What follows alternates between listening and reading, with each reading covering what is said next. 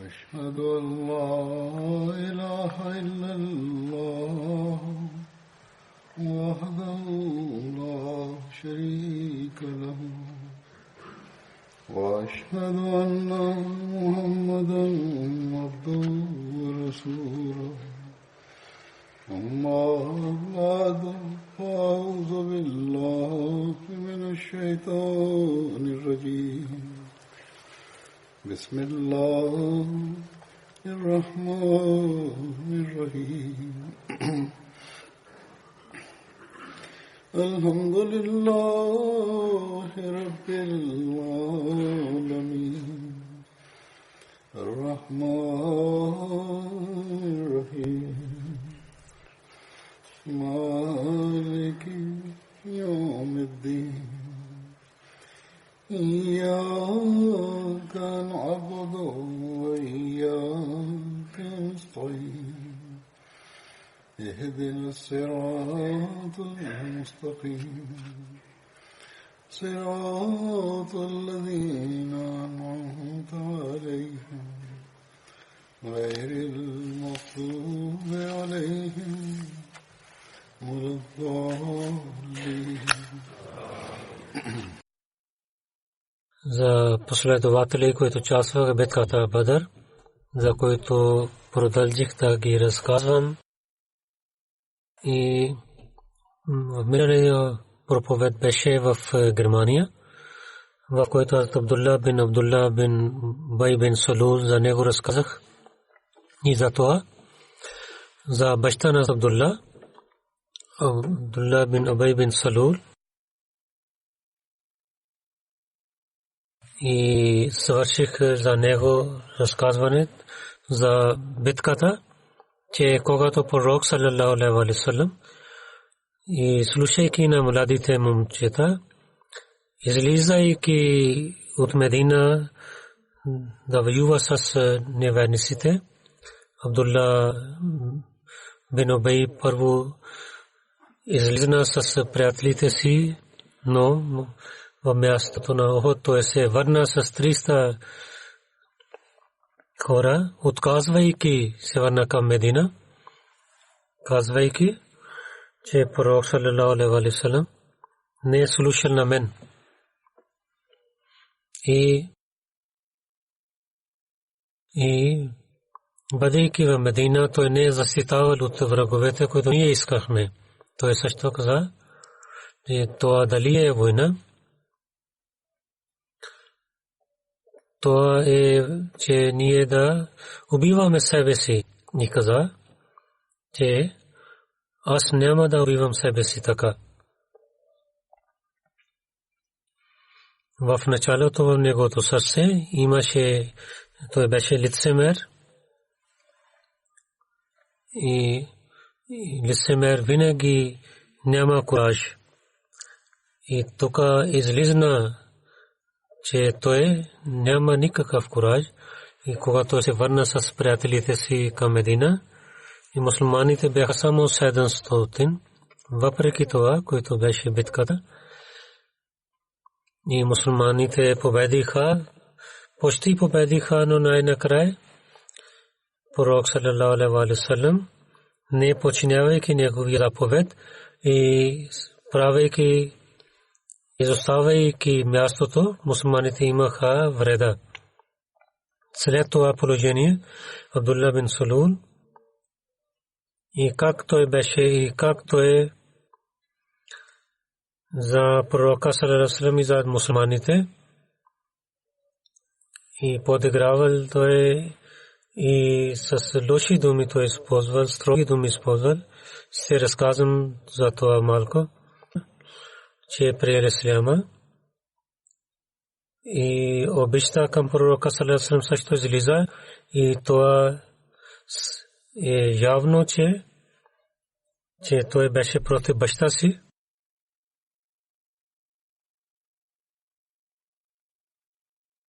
Той вземаше стъпки против баща си.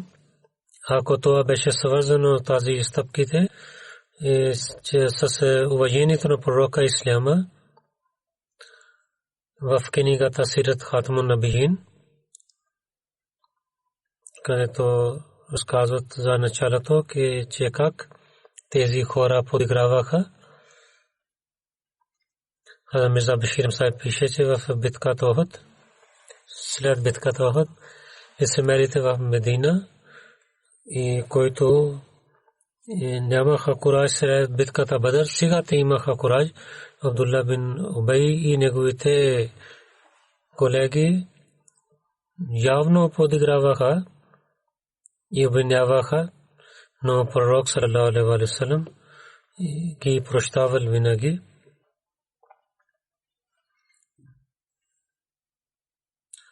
Че от тази прошка те нямаха никакъв срам и те повече станаха лоши.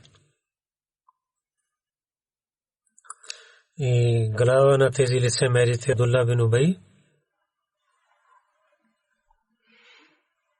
той толкова говореше против ислама и неговия син обичта към пророка саллалаху алейхи ва саллям.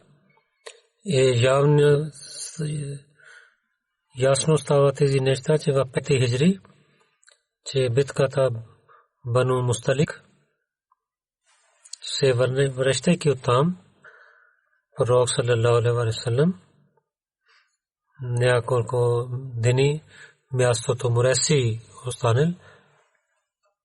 Там има един извор за Бану Мусталик, но в тези дни че стана такава случка от неверни, от лицемерите, че щеше слабите мусулмани да се воюват помежду си.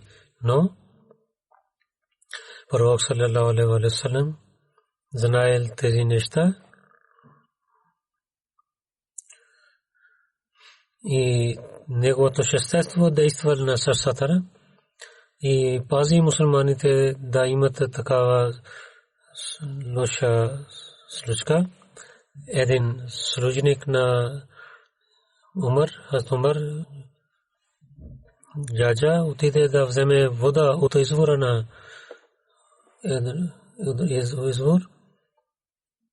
Един друг човек, той също отиде да вземе вода от ансарите. Един човек, те двама бяха неграмотни и нямаха никакъв морали. И те воюваха, се караха помежду си на мястото на извор и Джаджа уби на друга и Синан. Той вика на своите приятели, че о хората на Ансар, помагайте на мен, че сега той се кара с мен. И Джаджа, когато гледа Синан, извика на своя народ, той също беше неграмотен. Той също вика на своя народ, о мухаджирин, елате при мен.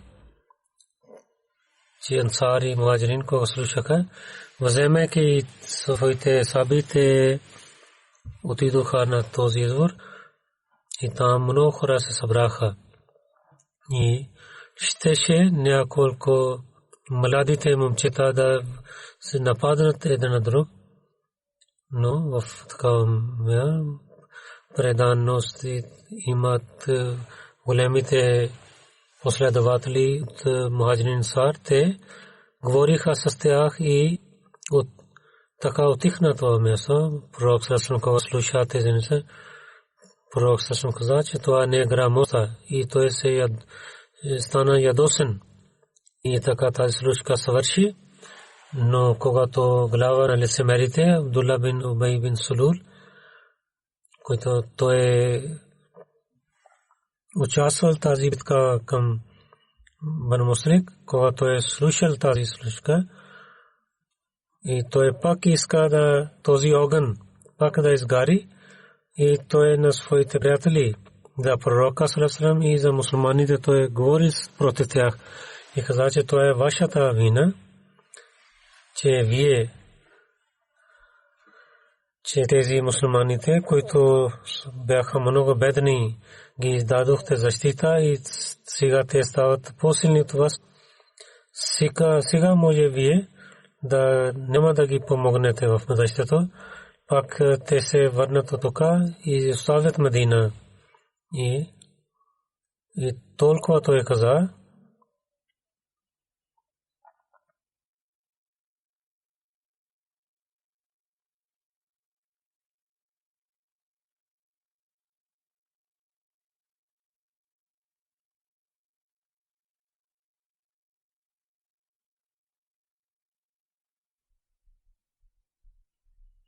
в Корана пише, в главата Мунафикун, че гледате, сега се върнайки в Медина, един човек, който има уважение или група, той ще изгони на онзи човек, който е унижен и няма уважение в хората и ще го изгони от Медина. Там Зайд бин Аркам също беше там, когато той слуша тези думи за пророка саллаллаху алейхи ва саллям от устата на Абдулла. Той с чичо си, той изпрати новина на пророка саллаллаху алейхи ва саллям, че децата колко преданност те имаха и много бяха готови и мислиха, че какво е правилно, какво не е правилно. Той дал тази новина на своя чичо. Тогава пророк саллаллаху алейхи ва саллям, Хазрат Умар също седна там, слушайки Умар много се ядосна и каза на пророка саллаллаху алейхи ва саллям: о мой пророк, позволете на мен аз да убивам на този лицемер. Пророк саллаллаху алейхи ва саллям каза, че Умар, изоставяй това. Дали ти харесваш това? Те хората говорят, че Мухаммад, че той убива на своите последователи. И след Абдулла бин Убей и неговите приятели извика пророк и питал, че какво стана, че аз слушах така. И всичките кълнеха, че ние не говорихме така. Някои ансарите казаха на пророка саллаллаху, че Зайд бин Аркам не знаел, че той не може да говори така. Тогава пророк Абдулла бин Убей и приел неговия отговор, изостави на Зайд. И Зайд имаше много болка, имаше,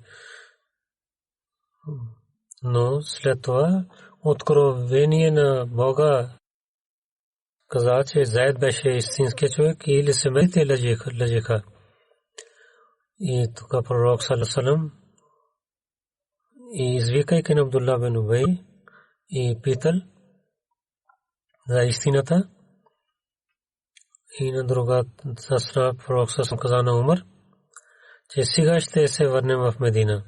Това беше след обед, когато пророк саллаллаху алейхи ва саллям обикновено след обед не пътуваше, че в времето на Арабия това беше много топло време и имаше проблем и трудно беше пътуване по това време, но пророк саллаллаху алейхи ва саллям, гледайки това, че сега е правилно, че веднага тук да изоставим това място и да се върнем в Медина. И както той заповядвал, и ислямската войска приготви да се върне. И същото време Усайд бин Узайр, който беше глава на племе Ос, той отиде при пророка саллаллаху алейхи ва саллям и каза: о нашия пророк, вие не пътувате от такава време. Какво стана днес, че сега на обед вие пътувате? Пророк саллаллаху алейхи ва саллям каза, че Усайд, ти не си слушал, че Абдулла бин Убей какви думи изрекал. Той каза, че идвайки в Медина, един уважаван човек ще изгони на негра един човек, който няма уважение.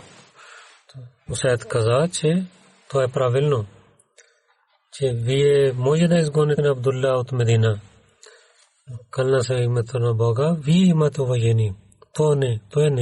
Той няма никакво уважение. След това Усайд каза, нашия пророк, че преди вие да идвате, Абдулла бин Убей беше много уважаван в своя народ и народът му мислеше той да стане цар. И когато вие дойдохте, така той не стана цар. Затова, може би за това в неговото сърце, за вас има, той се ядосва от вас. Затова изоставяйте на него и прощавайте на него.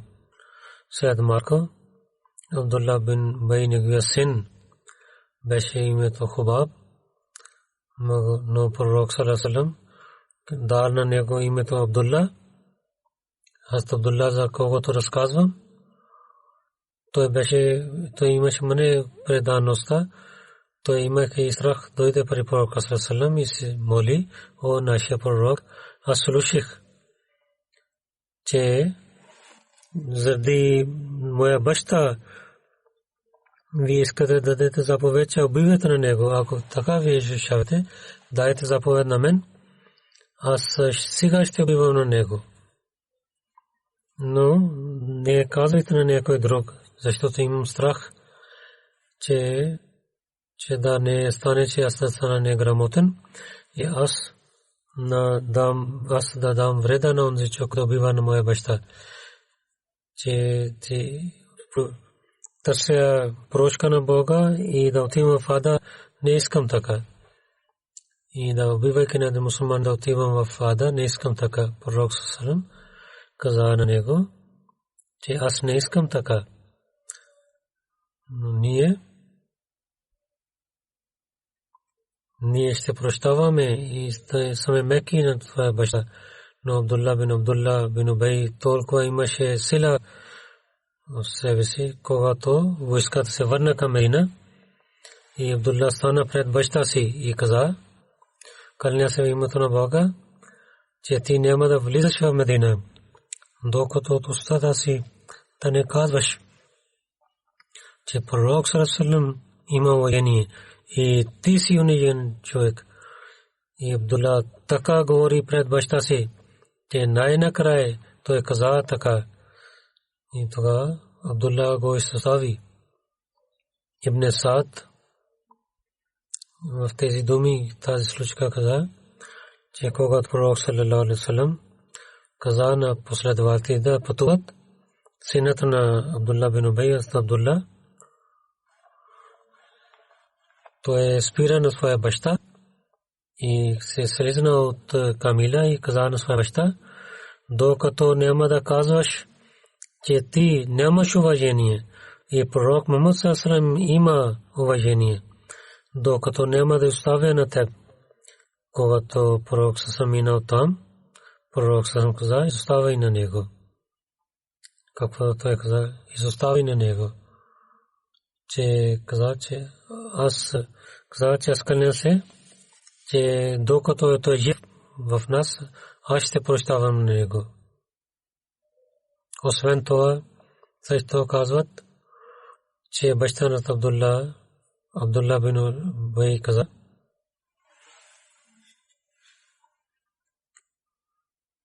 че този човек, който има уважение, той ще изгони от града на онзи, който няма уважение. Аз Абдулла каза на пророка саллаллаху алейхи ва саллям, че о моя пророк, че той няма уважение и вие имате уважение. Самия син каза за своя баща. И след това едно обвинение от лицемерите. Това е свързано с случката Ифк. И Абдулла бин Салул беше глава за тази лива случка. Газва Бану Мусталик, се връщайки оттам, стана за Ифк, в който Айша и лоши обвинения казаха срещу нея. И Абдулла бин Убей Салул беше глава на тези лошите неща. За случката Ифк в мината година, края на в една проповед разказах, но тук няколко неща ще ви разказвам. Айша каза И една част от тази традиция ще ви разказвам. Тя каза, че пророк саллалаху алейхи ва саллям, когато излизаше за пътуване, той вземаше една жена от своите жени и избираше един от тях за пътуване и така той избира и моето име излизна, аз пътувах с него. Нямаше, тогава имаше заповед за хиджаб и когато аз седнах на камила с хиджаб, една затворена малка стая, един стол, където има са чершефи на четирите страни. Така пътувахме, когато пророк саллалаху алейхи ва саллям се върна тази битка и ние бяхме близо до Медина, че една нощ той заповядвал на мусулманите и хората казаха да пътуваме. Аз също, аз излизах на ред от войската. А когато се свърши нощта си, пак се върна на мястото. И какво гледам на своето, че там беше гърлица, това падна някъде. Аз пак се върна и търсих това бижута. Тези хора, които приготвяха моята камила, и те взеха на моето стол и оставиха на камила, в която седнах. Те мислиха, че аз съм вътре на стола. Те вземеха на камила, те се върнаха от там, когато цялата войска отиде там, който моя беше гърлица там, аз намерих това и пак се върна мястото, където беше място. И мислех, че тези хора, които няма намерят на мен, пак се върнат към мен. Там нямаше никой там. Аз мислих, че когато няма да гледат, пак се върнат да вземат. Аз седнах там в такава време. Аз заспах. Сафван бин Муаттал Сулами, той изоставаше зад от войската да гледа, че ако няма какви неща са изоставени, той сутрин там пристигна, където ние бяхме. Той гледа, че някой спие там. Той дойде при мен. И преди хиджаб, той гледаше на мен. Когато той гледа, че аз съм, той каза инна лилlah. Когато той каза инна лилlah, аз се събудих.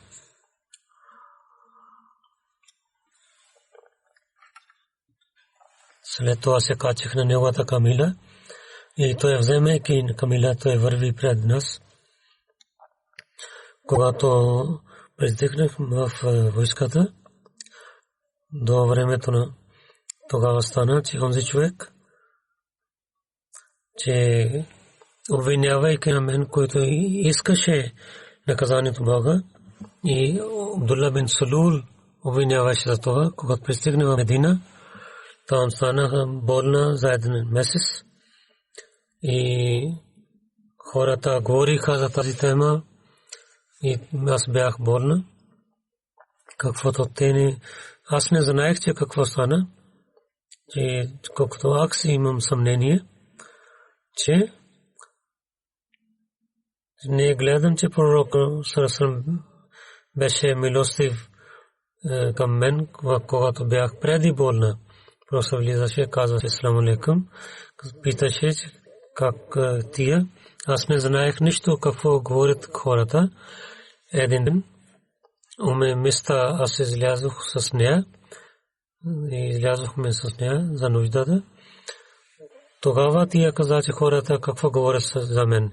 Кога се върнах в къщата, пророк съм дойде при мен. Той каза салам алейкум и той пита, че как си ти. Аз отговорих, че аз искам да се върна при родителите си. Той позволи на мен. Аз отидох при родителите си. Аз питах на майка си, че какво говорят хората. Тя каза, че дъщеря да не дадеш болка на себе си, да бъдеш спокойна. Хората ще така говорят. Аз казах, че Субханалlah, хората говорят за такава нещо. Тя каза, аз бях тази нощ, и аз плачех цяла нощ и не можах да спя. Заради това обвиняване хората говориха. Пророк съм взе съвет от няколко последователи. Един ден тя каза, един човек пророк съм Барира, който беше служеника на Айша, извика на нея и каза, Барира, дали в Айша гледа ли си такава нещо, което имаш съмнение? Барира каза, че не е така. Не гледах никога такава нещо. Каза, че кълня се в този същество, който ви изпрати с истината. Аз Айша гледах само това, че най-големата слабост е, че ти е малко момиче, повече ти я спие, изоставяйки тия и хляб тия спие и агнето идва и яде. И не дава внимание за тези неща или повече тия спие.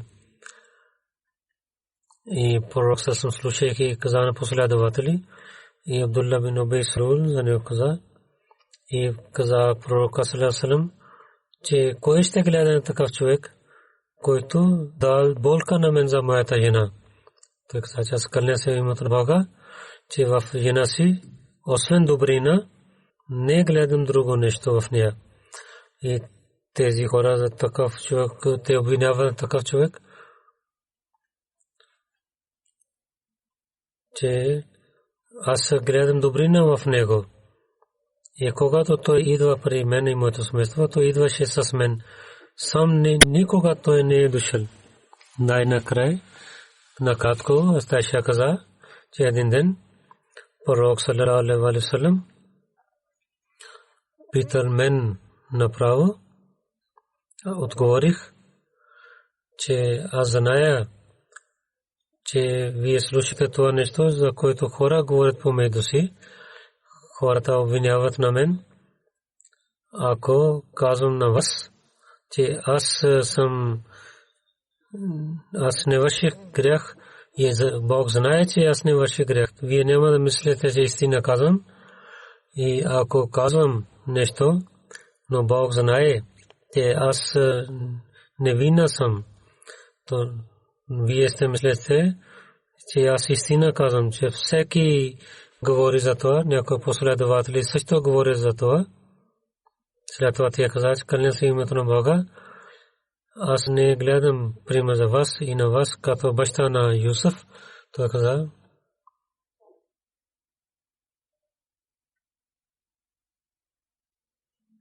че трябва да бъда търпелива и ще искам помощ от Бога срещу това, което вие обвинявате мен.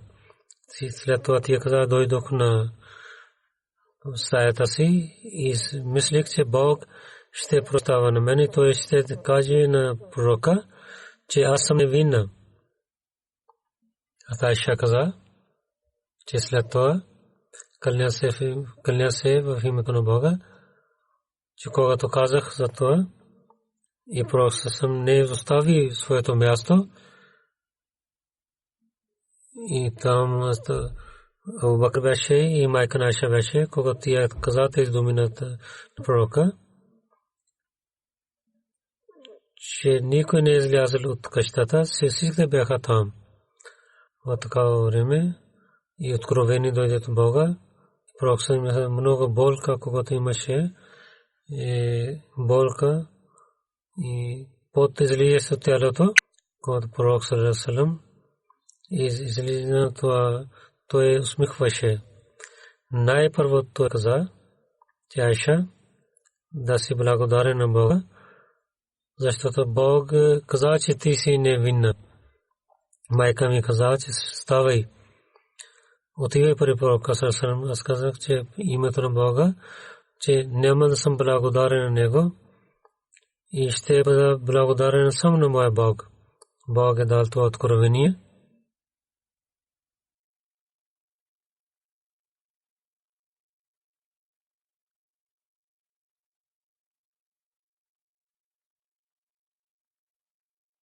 Тези хора, които лъжиха, винаха, те са една група от вас. Въпреки тези всичките неща, когато Бог пророк съсъм зови в Коран дойде откровение, Айша каза, че мислих, че Бог, че той ще каже в сънища на това, не чаках, че откровение ще дойде в Корана за това. И свърши тази случка. Тези обвинения бяха срещу и другите неща станаха, но въпреки тези всичките неща, които глава на лицемерите,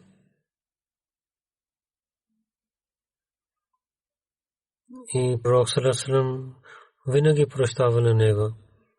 И когато почина баща на Абдулла бин Убай Салул, когато почина, той каза, че вие да се правите, молите джаназе намаза на моя баща и така това, дайте ризата си, че като кефен той да използва своя баща.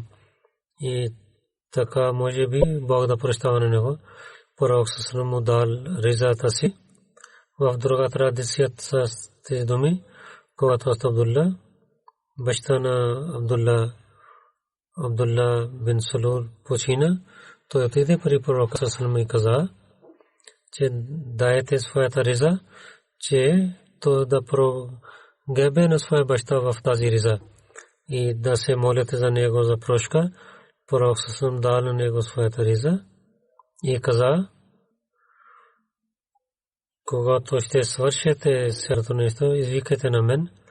Когато пророк саллаллаху стана да се моли джаназе намаз, Умар каза, че Бог ви е забранил да се молите за намаз джаназе лицемерите. Пророк саллаллаху каза, че Бог ми позволи, че аз да прошка, изтърся прошка или не, да не иска прошка. И пророк саллаллаху води неговата джаназе намаз.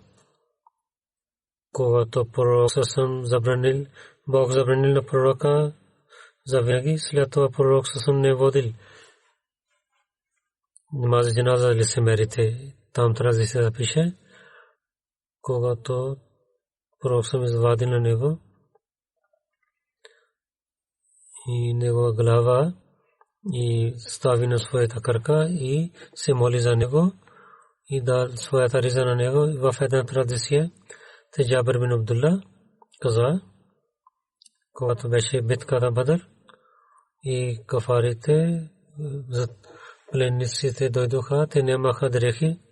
Пророк търси риза за тях и хората гледаха, че Абдулла бин Убай да риза неговата на тях. Затова пророк за Абдулла бин Убай след смъртта му дал своята риза на него. Че дайте тази риза на него. Ибн Уяна каза, че пророк саллаллаху алейхи ва саллям той оставил с пророка с добър начин. Така пророк също отнася с него с добрина. Тази традиция от Бухари, това не е правилно. Пророк беше милостив към всичките същества, рахматуллил алемин, че той не беше мусулманин. Ако той дал ризата си, по това време пророк саллаллаху също отнася с него само много добър начин. Само не това. Това беше милостта на пророка саллаллаху, който заради Хазрат Абдулла беше пророк саллаллаху, който прави, че синът, който във всякакви начини имаше, даваше уважение на исляма и на пророка и пази вярата си. И той стана против своя баща заради това и за детето и за неговото желание пророк саллаллаху дал своята риза на него. Хазрат Умар бин Хаттаб каза, че Абдулла бин Убай бин Салул, когато почина, се молиха на пророка саллаллаху. Аз Умар също каза тази традиция да водите неговото намаз джаназа. Когато пророк саллаллаху стана за молитвата, аз отидох при него и помолих се му пророк саллаллаху. Дали вие ще водите джаназа намаз на Ибн Убай? Той така говори против вас исляма. Аз съброих неговите думи и пророк саллаллаху се усмихна и каза Умар и изостави. И когато много казах на пророк саллаллаху каза Бог позволи на мен и аз избрах, че ако 70 повече 70 се моля за него, той беше прощаван. Аз ще се моля повече от това, че пророк саллаллаху води неговото намаз джаназа и пак се върна. И след малко, че в главата Тоба Бара тези 2 стихове бяха откровения.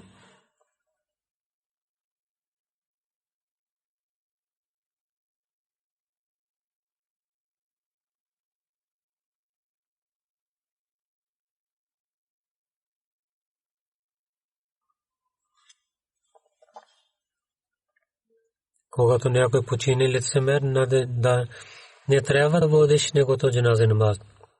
Не стави на него гроб за молитва, защото те така починаха, че те не изпълниха своето обещание. След това Умар каза, аз много се очудих, че как имах това кураж, че говорих пред пророка саллаллаху, който и пред пророка саллаллаху говорих за Абдулла. Тази случка свърши и в другите последователи се разказвам сега аз няколко хора, които починаха, се разказвам за тях и след петичната молитва ще водя джаназа намаз за тях. Първо госпожа Амтула Фисева, Молана Мухаммад Умар Керала, Индия, беше неговата жена. Тя почина 30 октомври, беше 72 годишна и на Лехраджун. 47 година тя беше родена в Керала. Тя стана Ахмади чрез дядо си, който беше в първите хора в Керала, които станаха Ахмади. Тя в Ченай като сектори Мал и като председателка за лъжна жените тя и се пазваше молитвата тахаджуд и учеше Корана на жените и децата и посеше до края на своя живот. Молана Мухаммад Масад служи на него. Гостоприемлива беше и служеше на хората. Много добра жена беше. С хилафът имаше много силна връзка. В Мишен хаус, където тя беше с преданността, тя отнася с него. Преди смъртта тя имаше 3 пъти сърдечен удар. Третия път, когато има сърдечен удар, тя каза, че умър, че аз ще почина. След кажете салам на всичките и 3 пъти каза на висок глас Аллаху Акбар. И така тя почина. Тя беше мусия. 4 дъщери тя остави след нея. Мунаввар Насър. Тя беше в офис ПС в Тамил Дак. Той служи тук. Тя беше свекърка на него. Молви Мухаммад Умар Сайб пише,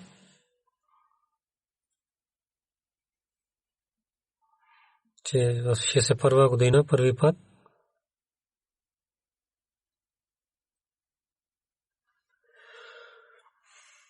и когато свърших Моли Фазил, като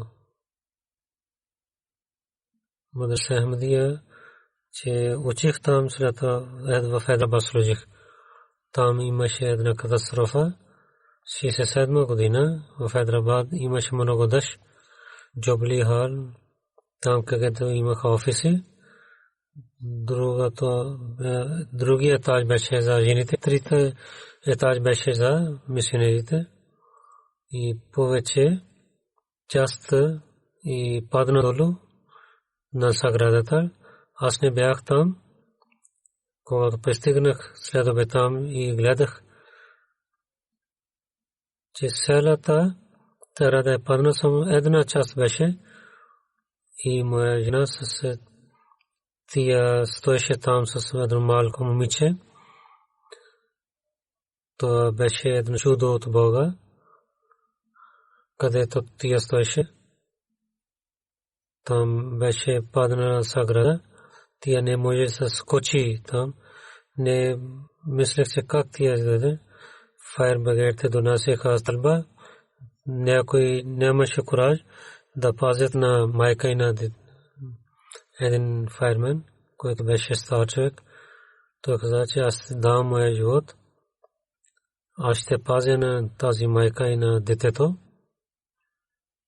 След това този файрмен на стълбата първо взе малко дете, след това на майка. Така двама пазиха живота на тях, на двама. С много търпение тя беше винаги с до мен. Когато в Керала отидох, в Керала до 15 година, тя беше Субай Садър Лъжна Керала беше.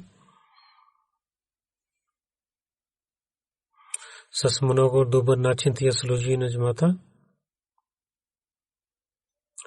2007 до 14 година в Кадиян тя беше, когато беше Назар Ислам Шад. Всеки ден отивайки в бето дуа тя се молеше, дълги молитви. Така тя също прави умре 2015 година. Умър се пише. Всеки ден след сутрин молитва рецитираше Корана и четеше традициите. Този ден, когато тя почина, тя също върши тези добрини с благословието на Бога. Четеше книгите на обещания Масия алейхиссалату вассалам и за информация тя също вземеше. И това е те са атрибути на жена на един мисионер, който тя имаше. И мислейки мястото на мисионери, винаги яваше на тях и отнасяше с гости с много добър начин. Нека Бог да прощава на нея и да уличава нейното място в рая и нейните деца да получават нейните молитви. Друго джаназе има Чодри Мохаммад Ибрахим Сахиб, Сабек менеджер публишер Манама Ансарулlah Пакистан, 16 октомври. Той почина 83 годишен. Инна лиллахи ва инна илайхи раджиун. 57 година 1900 той като секретар Марказия Пакистан стана. 60 година когато Ансарулlah започва месен магазин и той беше публишер до 2004 година той служи така и наиб кайдам умми секретар брай маджлис той така служи на другите места също. 2003 година имаше една жалба срещу него с позволение на мен. Той дойде тук в Лондон и живеше тук. Тук 8-9 години той служи в Ансарулlah и стана член на комисия, национална комисия на Ансарулlah. Той беше мусия. Той се върна в Рава. Там той почина. Една дъщеря и 4 синове той остави, внуци той остави след себе си. Нека Бог да прощава на него и неговите деца и потомство да продължават неговите добрини и да имат силната връзка с джамата с предаността.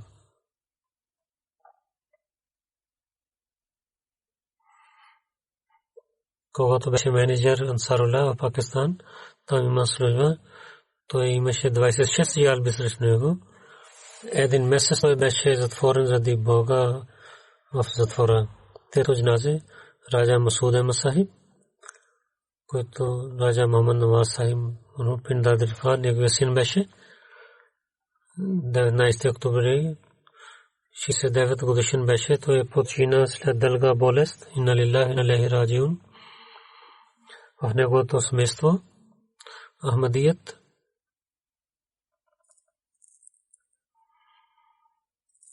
чрез неговия баща дойде.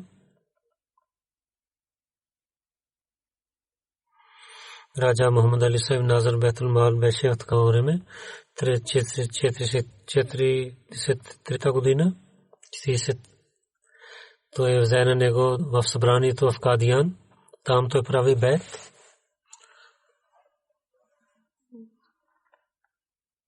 И така прави бейт. Една случка стана, че Муслим Мауд разилата рано. Той произнасяше реч в събранието. Аз гледах един младо момче, много хубаво момче, изоставяйки на едно дете докара. И той завади нещо от джоба си и там Муслим произнася своя реч и там той стоеше това момче. След малко детето започна да плаче. Муслим отгледа и каза, че това е дете на някой, вземете родителите. Когато гледах, кой беше този младо момче в тези хубави дрехи, те казаха, те бяха Хазрат Мирза Насир Ахмад Сахиб, голямия син на втория халиф. Той беше председател за Худам Ахмадия. Че това действа, че другите неща на друго място, само малко това. Аз ще правя бейт, че този пример, който гледах, че хората, някой, който участва в събранието, винаги, гледайки тези примери, те правят бейт и влизат в джамата. Раджа Сахиб 1951 година дойде в Великобритания.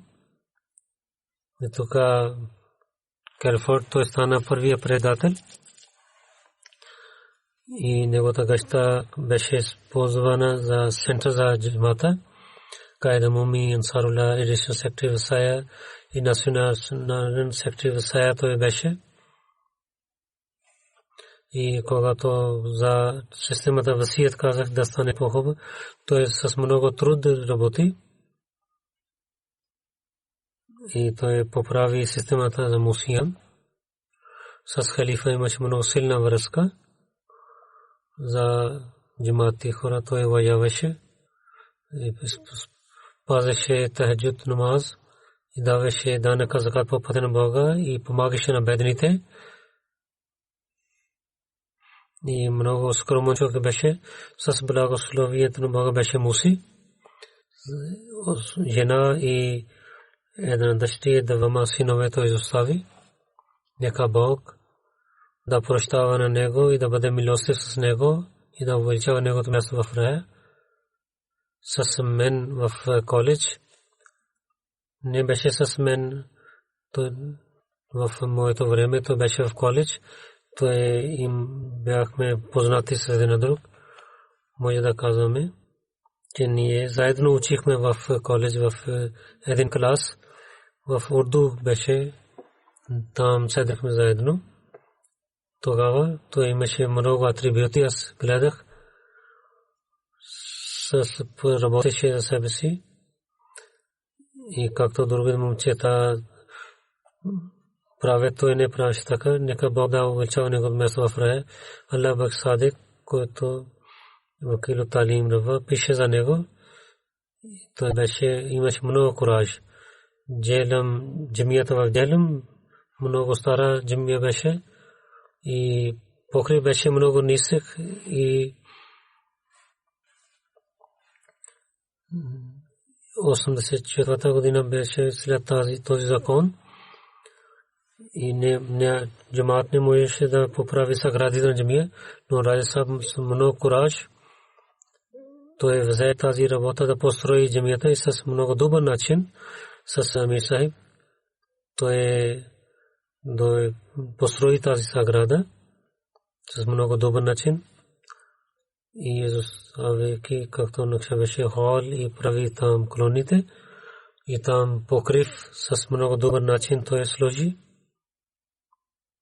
и така той с много дал пари по пътя на Бога и каза на хората също да участват и така тази джамия, нова джамия беше построена там и оставиха стените. Сега там има 2 етажи има в джамията сега. Четвърто джаназе госпожа Салия Анвари от Синтия беше жена. Първия октомври тя почина и на лехраджим. Тя имаше много кураж и пазваше правата на Бога и правата на човешките права. Се молеше, даваше данъка закат с халифа. Имаше много истинската връзка. Нейният баща от Иран, когато отиде в Нуабша, тя имаше джобни пари, тя даваше чанда от джобните пари. Една централна нажна отиде там и в събранието каза на всичките, че в Нуабша жени най-повече чанда е от това момиче. Това беше преди тя да се омъжи. Тайра Момин нейният дъщеря каза след сватбата, толкова Бог благослови на нея, толкова голямо сърце Бог дал на нея. Тя помагаше на бедните и даваше данъка закат в пътя на Бога. Най-повече тя даваше, беше председателка на Зила Ларкана.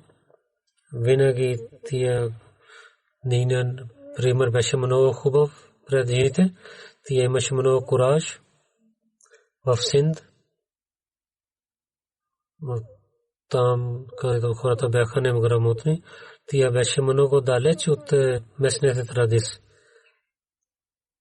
Там тя беше много хубава и имаше връзка с всичките хора. От сърцето тя имаше връзка и с роднините тя беше много хубава. Сега нейна дъщеря каза, че Раджнат, където тя жените помнят на нея. Хората казаха на Занин да се молят. Първо тя казваше да се молите и самия тя много се молеше. Отнасяше с много добре с всичките. Много социал беше, където отиваше, беше връзка с хората. Нека Бог нейните деца да имат предаността да прощава на нея и децата с халифа и с джамата, така да бъдат свързани и да дадат жертва, както тя даваше жертва. Нека Бог да приема нейните молитви за децата и тя изостави 2 дъщери, 2 синове. След молитвата ще водя невидимите мазе джаназа за всичките тези хора.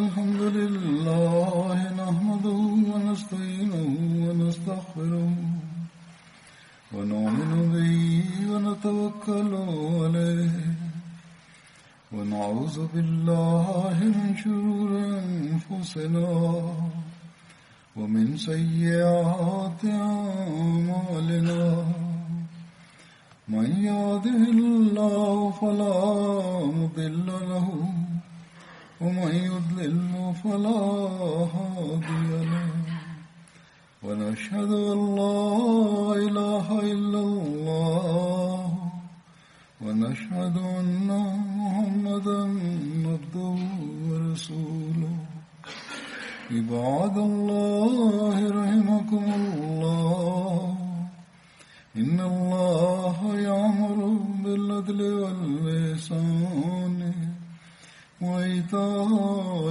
ذي القربى وينهى عن الفحشاء والمنكر والبغي يعظكم لعلكم تذكرون اذكروا الله يذكركم وادعوه يستجب لكم ولذكر الله أكبر